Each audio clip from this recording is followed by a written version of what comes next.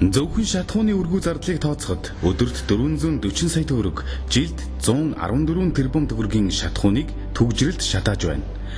2018 онд 407 сая $, буюу 1 их 80 төгрөгийн үнийн дүнтэй 64,039 автомашин импортлжээ.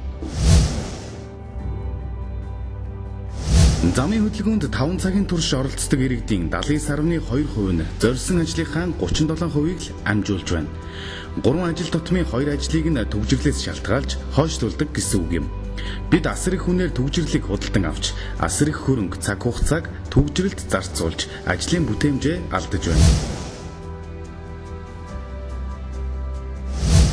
Нийт жолооч нарын 25% нь зогсоол хайж 15-аас 20 минутанд 300-аас 500 м замыг 10-аас 15 км/цагийн хурдтайгаар туулж хөдөлгөөнд саатал учруулдаг. Эдгээрийн 13% нь 15-аас 20 минутанд зогсоол олдог байна. 2018 оны байдлаар Улаанбаатар хотод 401,725 автомашин техникийн хяналтын үзлэгт хамрагдаж, замын хөдөлгөөнд оролцож байна. Өөрөөр хэлбэл 1000 оршин суугч тутам 269 автомашин ногдож байна.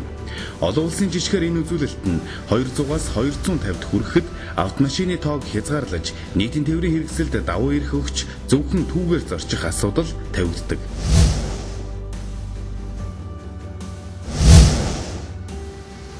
2018 онд нийслэлд 25,666 зам тээврийн осол бүртгэгдсэн.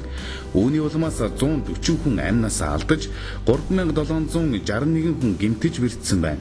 Нийт ослын 97.7% нь жолоочийн буруугаас үүдэж гарсан байдаг. Замын хөдөлгөөнд оролцож буй жолооч нарын ухамсар хандлага, соёл чадварыг сайжруулах зайлшгүй шаардлагатай байна.